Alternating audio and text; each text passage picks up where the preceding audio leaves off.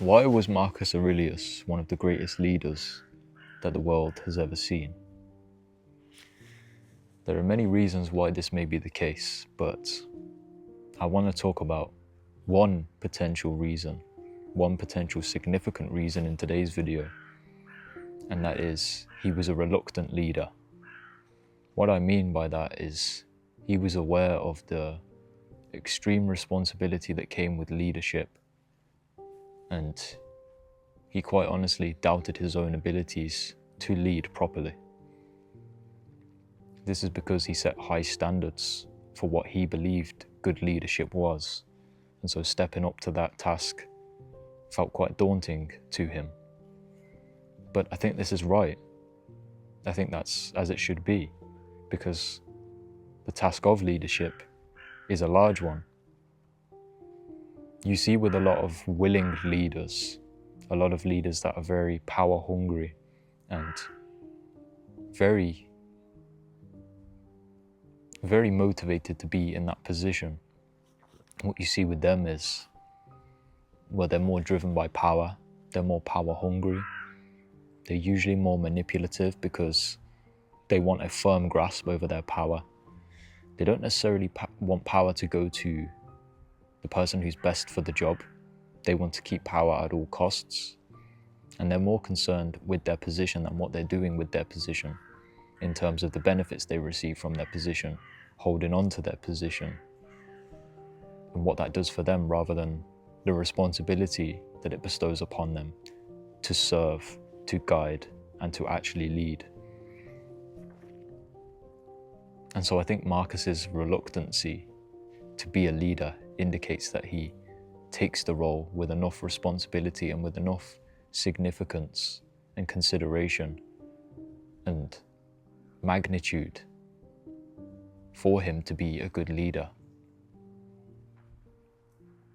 We all have doubts, and the truth is those who are pushing themselves the most will have the most doubts.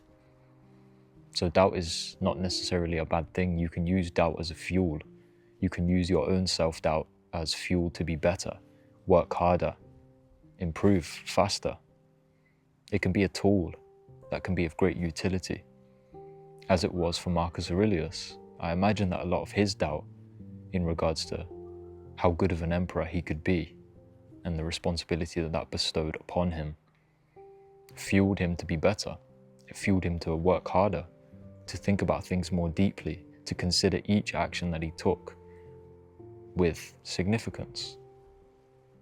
And those who are power hungry, usually when they do get into a position of power, it's not about doing good things with the power they have. It's about maintaining that power at all costs. Because as it says in 1984, George Orwell said, power is not a means, it's an end. Whereas I think good leaders see power as a means to do good things, a means to lead, a means to improve things. Whereas the power hungry, the tyrant, he sees it only as an end, only as something that he wants to keep a grasp on, something that he can use instrumentally for his own needs and his own gratification and his own benefit. The reluctant leader steps up to the plate not because he wants the power. He steps up to the plate because he knows that the people want him in power. I had a similar experience to this when I was doing a charity project with a few other people my age a couple of years ago. And I didn't necessarily want to run for project manager, but what happened was they wanted me to. And so I did. And I won by a landslide, but that's besides the point.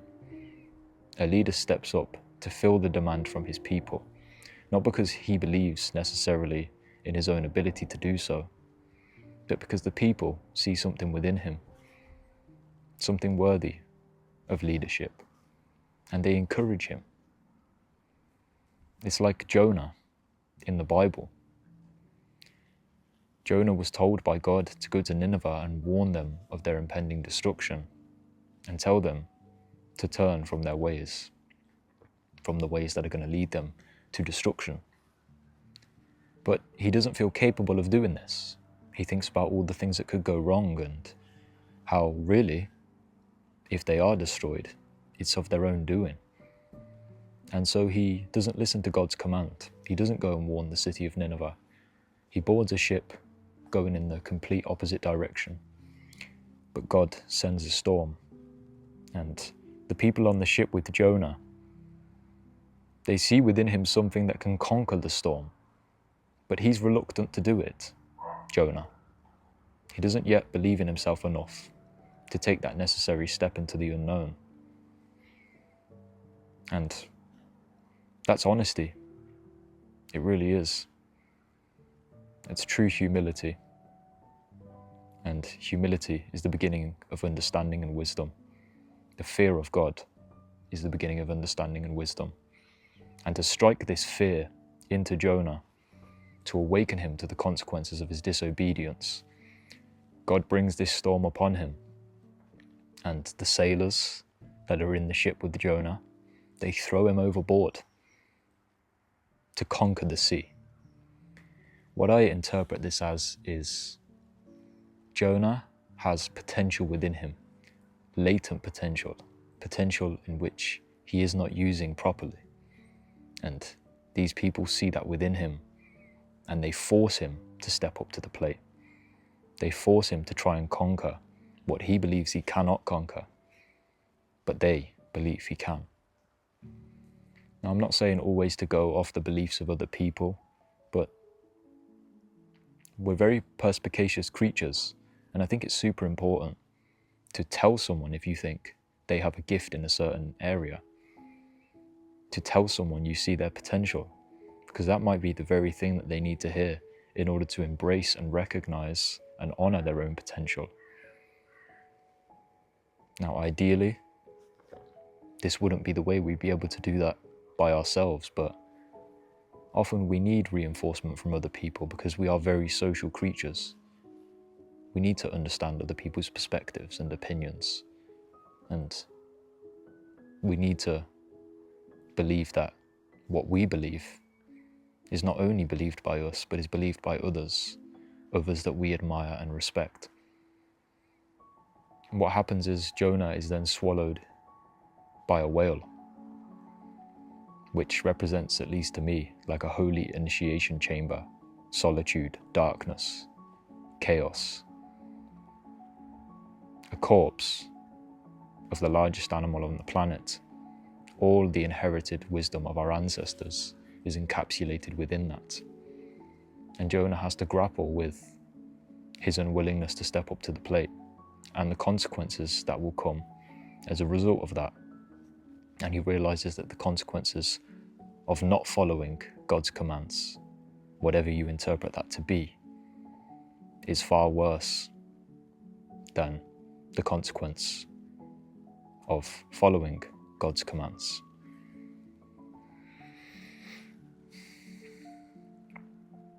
And so I want to bring this to you today to tell you that imposter syndrome is normal. It's normal to doubt yourself, and it's actually healthy to doubt yourself. And it's a sign that you are pushing yourself beyond your capabilities. You're really trying to find out what you're made of. And when you are in that situation, there are going to be doubts. That's normal. But when you let them doubts control you, is when it becomes a negative element. But to turn it into fuel, use that doubt to fuel your desire to improve, to be better, and to honor your potential. Use that doubt as a positive and constructing force in making you a better person, in making you more capable, and in pushing you to keep improving. It is said that contentment is the enemy of progress. And so the man who is arrogant, the man who believes he already knows enough, the man who believes he is already capable of not enough, will not work on his abilities, will not improve himself, will not continue to learn more, and therefore will stagnate and decline. That's what you see with a lot of the bad leaders of history. They're very arrogant. They believe they already are the finished product. They believe they already know enough. They believe that their power is absolute and final. But things change. Change is a constant, and we must be attentive and receptive to that if we're going to perceive it, and if we're going to change ourselves as a result. Don't get me wrong, there are certain things about ourselves that we shouldn't change, like for example, being guided by the good, being guided by truth and love and honor and honesty and strength and courage and wisdom. But the way in which that is enacted out can change given the circumstance. It depends on the context. And so how you achieve those ends can change based on the current situation you find yourself in. And you need to be open to the possibility of change, and you need to be open to the possibility of adopting new perspectives in order to see how you could change your actions in order to better reach your goals and to better embody what you believe in and what you value. So, be a reluctant leader. Know that with great power comes great responsibility, and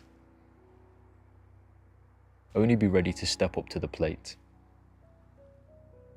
if you are willing to continue to improve, if you're willing to lead by example, if you're willing to hear what your people have to say, and if you're willing to hold yourself more responsible than the people you are ruling. Because the truth is, the ruler must be subjected to way more scrutiny than his subjects. So be strict with yourself and tolerant with other people. That's the message of this video.